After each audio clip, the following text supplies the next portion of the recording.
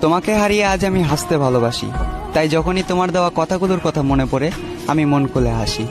সবাই শুধু উঠতেই দেখলো, কেউ পড়তে দেখলো না, যেমন আকাশে উড়ন্ত ফানুস। আসলে আমি হাসির আড়ালে কষ্ট লুকানো একটা মানুষ। মাঝে মাঝে খুব বাজেভাবে তোমার কথা মনে পড়ে, তবে মন চাইলেও কথা বলতে পারি না আর জোর করে।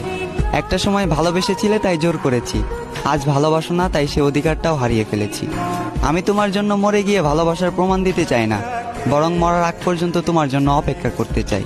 আমি জানি পরিবর্তনশীল মানুষ, তবে আমি একটা অমানুষ। কারণ চোখের সামনে কত মানুষ পরিবর্তন হয়ে গেল, শুধু আমি পরিবর্তন হতে পারলাম না। এবং বিশ্বাস করি এই শরীরের পরিবর্তন হলেও মনের পরিবর্তন কখনোই হবে না।